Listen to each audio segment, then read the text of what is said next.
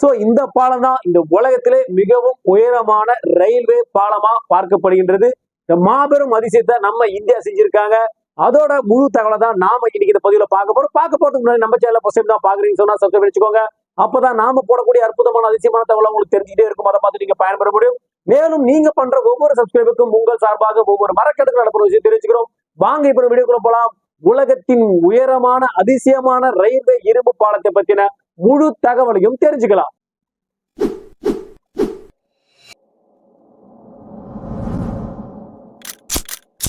இந்தியாவின் மிக ஒரு முக்கியமான போக்குவரத்தா பார்க்கக்கூடியது ரயில்வே போக்குவரத்து தான். இப்படி இருக்கக்கூடிய இந்த ரயில்வே போக்குவரத்து பாத்தீங்கன்னா காஷ்மீர் இந்த பகுதியை நம்ம இந்தியாவோட இணைக்கிறதுல மிகவும் ஒரு சவாலான விஷயமா பார்க்கப்படுது. ஏன்னா உயர்ந்த பல மலைகள் அங்க இருக்கு. சோ இந்த மலைகளை கடந்து பாத்தீங்கன்னா ரயில்வே போக்குவரத்து மிகவும் சுமூகமாக மிகவும் எளிதாக மக்கள் பயன்பாட்டுக்கு கொண்டு வர சொன்னா ஒரு சவாலான காரியமா பார்க்கப்பட்டுச்சு.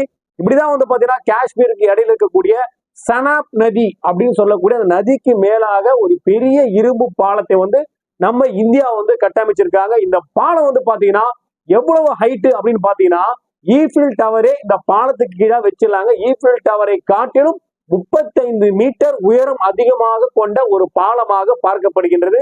அதாவது ஈஃபில் டவருக்கு மேலேயே ட்ரெயின் போனா எப்படி இருக்கும் கற்பனை பண்ணி பாருங்க. அந்த பாலத்தை தான் அந்த ஹைட் இருக்கக்கூடிய ஒரு ஹைட்ல நம்ம இந்தியாவில ஒரு பாலத்தை கட்டமைச்சிருக்காங்க.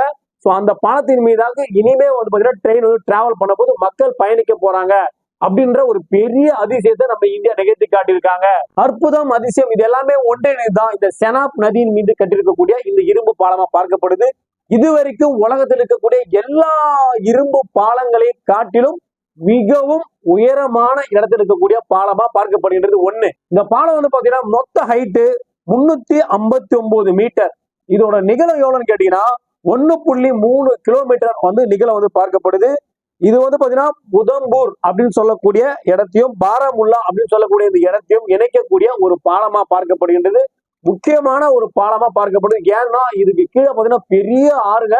சோ இந்த செனாப் நதிக்கு மேல இது அப்படியே தத்தளிக்கிற போல கட்டியிருக்காங்க. அந்த அளவுக்கு நவீன தொழில்நுட்பத்தை பயன்படுத்தி கட்டமைக்கக்கூடிய ஒரு பாலமா பார்க்கப்படுகின்றது. இந்த பாலத்தோட மொத்த செலவு எவ்வளவு கேட்டா 28,000 கோடிங்க.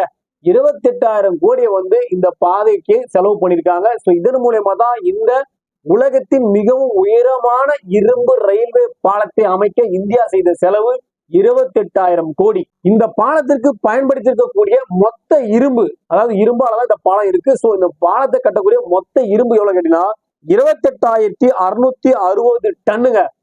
28,660 டன் இரும்பு கொண்டு கட்டியிருக்காங்க. அது மட்டும் இல்லாம 66,000 கன மீட்டர் பாத்தீங்கன்னா காங்கிரீட்டை பயன்படுத்திருக்காங்க. 66,000 கன மீட்டருங்க காங்கிரீட்டை பயன்படுத்திருக்கா சொல்லியிருக்காங்க. ஆப்கன் இன்ஃப்ராஸ்ட்ரக்சர் அப்படின்னு சொல்லக்கூடிய இந்த நிறுவனம் தான் இந்த பாலத்தை கட்டமைச்சிருக்காங்க. இந்த பாலம் பாத்தீங்கன்னா முழுக்க 5 ரிக்டர் அளவு சொல்லுவாங்க. 5ல இருந்து 6 ரிக்டர் அளவு பூகம்பமே ஏற்பட்டாலும் இந்த பாலம் ஒண்ணுமே ஆகாது, அசைக்க முடியாது.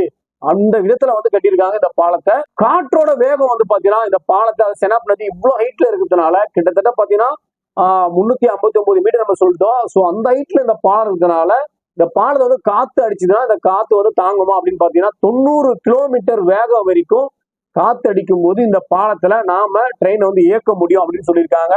90 கிலோமீட்டருக்கு மேலாக போனால் இந்த பாலத்துல அதிநவீன சென்சாரை பொருத்திருக்காங்க. அதனால 90 கிலோமீட்டருக்கு மேல காத்து அடிக்குதுன்னு சொன்னா ஆட்டோமேட்டிக்கா ட்ரெயின் போகாது, ட்ரெயின் நிறுத்திடும். ஸோ ட்ரெயின் ஸ்டாப் ஆயிடும். அந்த அளவுக்கு சென்சாரும் ட்ரெயினும் அந்த பாலமும் இணைக்கப்பட்டிருக்கு. ஸோ இந்த சென்சார் ஆக்டிவேட் ஆயிடுச்சுன்னா 90 கிலோமீட்டருக்கு மேல காத்து அடிக்குதுன்னு சொன்னா கண்டிப்பா ட்ரெயின் அந்த பாலத்தை கடக்காது. இந்த பாலத்தோட ஆயுசு காலம் எவ்வளவுன்னு பாத்தீங்கன்னா 120 ஆண்டுகளுக்கும் மேலாக நிலைத்து நிற்கக்கூடிய விதத்துலதான் இந்த பாலத்தை கட்டமைச்சுக்கிறதா அந்த நிறுவனம் வெளியிட்டு இருக்காங்க. சோ நம்ம இந்தியாவில ஈஃபில் டவருக்கு மேல ட்ரெயின் போனா எப்படி இருக்கும் கற்பனை பாருங்க. ஏன்னா மறுபடியும் ஒரு முறை சொல்லணும். ஏன்னா அந்த அளவுக்கு ஒரு பிரமிப்பை பல்வேறு வல்லரசு நாடுகளை காட்டிலும் வளர்ந்து கொண்டிருக்கும் நம்ம இந்தியா பாத்தீங்கன்னா இந்த உலக சாதனையை பண்ணிருக்காங்க. இதுதான் உலகத்திலே மிகவும் பெரிய இரும்பு பாலமா பார்க்கப்படுது ரயில்வே துறையில. சோ அதனாலதான் இந்த பாலத்தை பாத்தீங்கன்னா இன்னைக்கு நம்ம நரேந்திர மோடி இந்தியாவின் பிரதமர் பாத்தீங்கன்னா இந்த பாலத்தை வச்சிருக்காரு. இன்றிலிருந்து இந்த பாலத்தின் மீதான ரயில்வே போக்குவரத்து பாத்தீங்கன்னா மக்கள் பயணிக்கக்கூடிய விதத்துல இருக்கும் அப்படின்னு சொல்றாங்க. இதனால அதிக சுற்றுலா பயணிகளை கவரக்கூடிய விதத்திலும் இது மட்டும் இல்லாம அங்க இருக்கக்கூடிய மக்கள் எளிதாக டெல்லிக்கு வர்றதுக்கும் டெல்லியில இருந்து அங்க போறதுக்கும் ஒரு அதிசயமான இந்த விஷயத்தை வந்து செஞ்சு முடிச்சிருக்காங்க. ஒரு பெரிய சாதனைய, ஒரு பெரிய மைல்கல்ல நம்ம இந்தியா கடந்திருக்கு. உலகத்துக்கே முன்னோடியா இந்தியா மாறி இருக்கு அப்படின்ற சாதனைய இந்த ரயில்வே துறை மூலமா இந்தியா வந்து நிகழ்த்தி காட்டிருக்காங்க. சோ கண்டிப்பா இந்த பதிவு மூலமா இந்த உலகத்தின் மிகவும் உயரமான ரயில்வே இரும்பு பாலத்தை பத்தின தகவலை நீங்க தெரிஞ்சுட்டு இருப்பீங்க. நீங்க தெரிஞ்சுட்டு இந்த தகவல் கண்டிப்பா உங்க தேவைப்படுச்சுன்னா அவங்களுக்கு ஷேர் பண்ணிவிடுங்க. அதே போல ஃபர்ஸ்ட் நம்ம சேனலை பாருங்க, சப்ஸ்கிரைப் வச்சுக்கோங்க. அப்பதான் நாம போடக்கூடிய அற்புதமான அதிசயமான தகவல் உங்களுக்கு தெரிஞ்சுட்டே இருக்கும். அதை பார்த்து நீங்க பயன்படுவீங்க. மேலும் நீங்க பண்ற ஒவ்வொரு சப்ஸ்கிரைபுக்கும் உங்கள் சார்பாக ஒவ்வொரு மரக்கட்டுகளை தெரிவிச்சுக்கிறோம். மீண்டும் ஒரு நல்ல பதிவோடு நல்ல தகவல் உங்களுக்கு சந்திக்கிறேன். நன்றி, வணக்கம்.